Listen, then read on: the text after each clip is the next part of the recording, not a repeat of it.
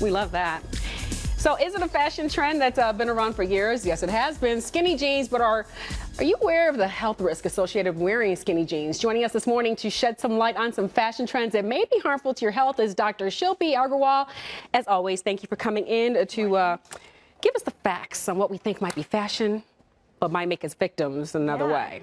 So we heard recently that there was a woman in Australia, and it's making so many headlines, right? That she was actually a 35-year-old woman wearing skinny jeans, and she was bending, squatting, helping a relative to move out of their house. And during that time, she started to feel some numbness, tingling, her calves started swelling, started walking home, and she collapsed. And then someone found her, took her to the hospital, and wearing skinny jeans, she sustained nerve damage, muscle injury, and thankfully she was okay, but it can be a health hazard. Doctor, how tight were these jeans if you got them on and you got to cut them off? The doctor had to cut them off of her? They had to be cut off. I mean, really? Yes, so that exactly is the problem. It's not skinny jeans, it's the very tight pants that are super dangerous because that's what's causing almost a tourniquet-like effect. And when we have nerves that are deprived of circulation and oxygen, we can get tissue damage and muscle damage that eventually can be a health hazard. What else smart was that woman? Yeah, exactly. That's what I was getting to. Exactly. Trying to give validity to this, but I mean, when she was putting them on, she had to realize they were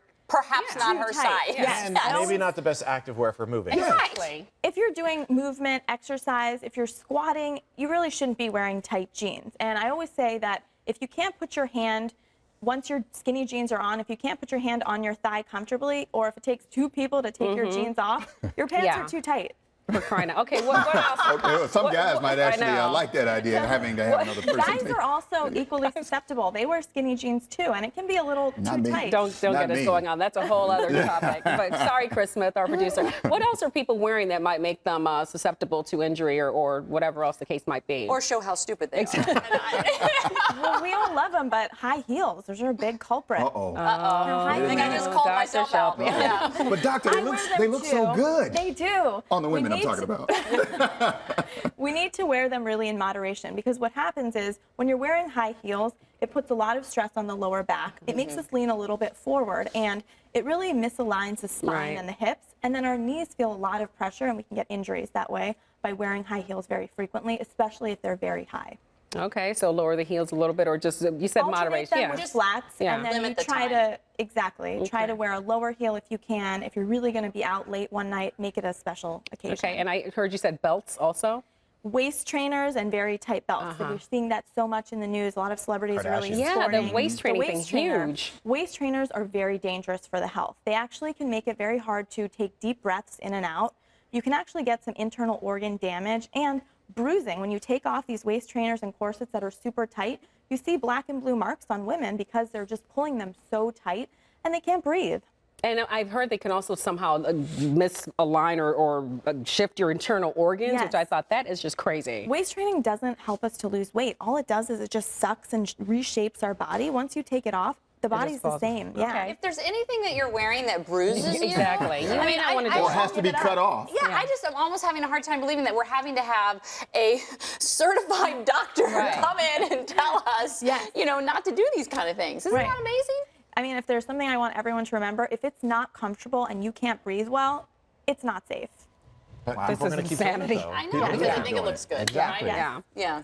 Okay, was that, we had one more, I thought. And then poor-fitting bras also a big one that causes a lot of neck, shoulder, and back pain. And the reason is sometimes it's too tight. It turns out 70 or 80% of women are actually wearing the wrong bra size. Yeah, and that's also with sports bras. Right. We've done a segment on that, but but it's hard because you really should go get fitted to get the right one. Definitely. And it can make a difference on a lot of. And sizes change. So something that fit you maybe 2 years ago doesn't fit you now. Or if you're having a lot of shoulder and back pain, get resized. Use good supportive wear when you're working out. Why is it so hard to find the right bra to fit? I mean, why are so many people wearing the wrong one? I think that each person's shape is very different and they don't always necessarily fit into a specific size. Or if they're not measured accurately, they might be thinking that a size is right for them, but it's too tight. You might feel like it looks good, but it's actually causing a lot of strain on the shoulders. I've heard that you're supposed to sleep in your bra. If you have the right fitting one, you're supposed to sleep in it. Some people say that you're really supposed to do that. Is that true? Well, we really know that there's even having a bra on at night doesn't really defy the effects of gravity. What it does is create good support. If you are a larger breasted woman, it helps you to alleviate a lot of that pain and pressure that you're carrying around. But it's not going to help us with gravity. Good info. Start it. Since you Darn that mentioned gravity. yeah, you mentioned producer Chris, is there any danger to wearing a deep V t-shirt? Only that there's more sun exposure, so you need to wear sunscreen. There you Chris, go, you're doing it all wrong. Be Skinny careful. jeans and a deep V t-shirt. That's right. You don't want those Without landmarks. sunblock. Yeah. Yeah, exactly. Poor All right. Chris. Thank you. Thank you, Always doctor. great to see you. Thank you so much for coming in. Well, from your dress and clothes now to your face, do you know that the makeup you're using could actually be filled with bacteria?